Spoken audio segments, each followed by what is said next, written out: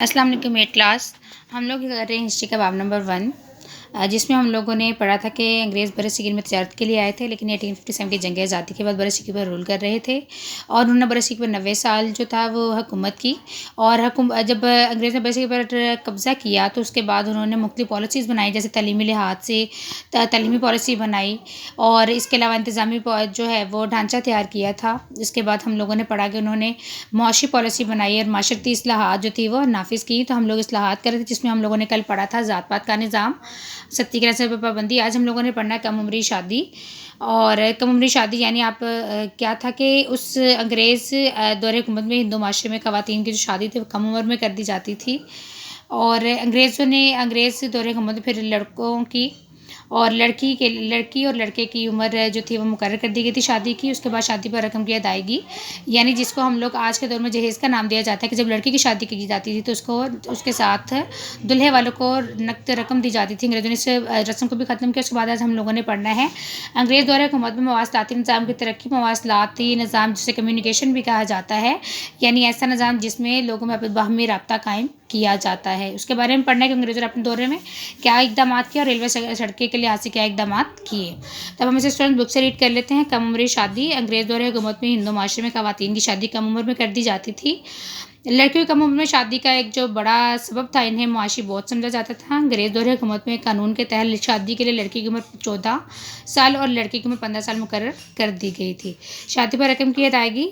ज़माना कदीम से हिंदुओं ने शादी के मौके पर नकद रकम जो था वो अदायगी का सिलसिला शुरू कर रखा था। ये रकम दुल्हन के ख़ानदान की तरफ से दुल्हा के ख़ानदान को दी जाती थी। इससे वो ख़ानदान परेशान रहते थे जिनके यहाँ लड़कियाँ ज़्यादा पैदा होती थीं। इस रस्म से हिंदू माशरे में बेचैनी, लड़ाई झगड़े और कई दूसरे मसाइल पैदा हुए। इस रस्म की वजह से कई हिंदू लड़कियों की शादी नहीं हो सकती थी।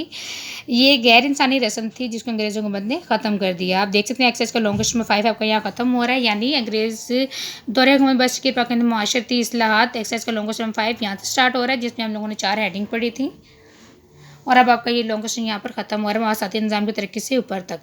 उसके बाद हम लोग का हमारा नेक्स्ट टॉपिक है अंग्रेज़ दौर हुकूमत में मवासलाती निज़ाम की तरक्की। एक्सरसाइज का लॉन्ग क्वेश्चन नंबर ये आपका 4 है। मवासलात मैंने आपको पहले ही बताया है, यानी मवासलाती निज़ाम यानी वो ज़राए वो तरीके जिससे बाहमी राब्ता कायम होता है, यानी लोगों को आपस में मेल जोल और मिलने का मौका मिलता है, या उनको सहूलतें फराहम की जाती है। उसके बाद हम लोग डाक और टेलीकॉम का निज़ाम सबसे पहले करेंगे। अंग्रेज़ दौर हुकूमत में डाक के महकमे को जदीद तर्ज पर बनाया गया, क्योंकि अंग्रेज़ों को अपने अहकामात जो थे बरसी को दूर दराज के इलाकों तक पहुँचाने के लिए इस महकमे की ज़रूरत थी। तो यानी अंग्रेज़ों ने अपने जो मुख्तलिफ कवानीन होते थे, मुख्तलिफ हुक्म जो जारी करते थे, उनको पहुँचाने के लिए एक महकमे की ज़रूरत थी। नए डाक खाने बनाए गए। वहाँ तरबियत याफ्ता अमला जो था वह तानीयात किया गया था। 1887 में लाहौर में जनरल पोस्ट ऑफिस यानी GPO कायम किया गया। इस निज़ाम की कामयाबी के लिए मुख्तलिफ महकमों के दरमियान राब्ते भी बढ़ाए गए। अंग्रेज़ हुकूमत ने डाक के निज़ाम के अलावा टेलीग्राम का निज़ाम भी बेहतर किया। अंग्रेज़ हुकूमत ने मवासलात का निज़ाम अगरचे अपने मकसद के लिए, यानी अंग्रेज़ों ने डाक और टेलीग्राम का जो निज़ाम कायम किया था वो अपनी जो था फ़ायदे के लिए किया था, अपने मकसद के लिए बनाया था इस निज़ाम को, लेकिन इससे बरसी के लोगों को भी बहुत फ़ायदा हुआ। आवाम को, लोगों के एक दूसरे से राब्ते बढ़े, मुल्क में तजारत को भी फ़रोग़ हासिल हुआ। अंग्रेज़ों की डाक और टेलीकॉम के निज़ाम ने बरसी के लोगों पर मुस्बत असरात मुरतब किए। उस पर अंग्रेज़ों ने रेलवे और सड़कें के लिए क्या इक़दाम किए थे वो हम लोगों ने पढ़ना है। सबसे पहला पैराग्राफ हमारा रेलवे, यानी रेलवे के निज़ाम को बेहतर किया था, रेलवे लाइनों का भी जाल बिछाया था। इसके अलावा टिकटिंग का निज़ाम भी बेहतर किया था। हम इसे बुक से रीड कर लेते हैं। ज़राए मवासलात किसी भी मुल्क की माशी तरक्की और इस्तेहकाम के लिए बहुत अहम होते हैं। अंग्रेज़ दौर में रेलवे इस वक्त तेज़ तरीन ज़रिया मवासलात था। चनाचे पूरे बरसग़ीर में जहाँ मुमकिन वहाँ रेलवे लाइनों का जाल बिछाया गया। अहम कस्बों शहर में रेलवे स्टेशन भी कायम किए गए। शहरियों को सहूलत के लिए रेलवे लाइन क्रॉसिंग पर फाटक लगाए गए। अंग्रेज़ों ने गाड़ियों के आने जाने के औकात को भी मुनज़्ज़म किया, यानी टाइम टेबल बाकायदा बनाया गया था।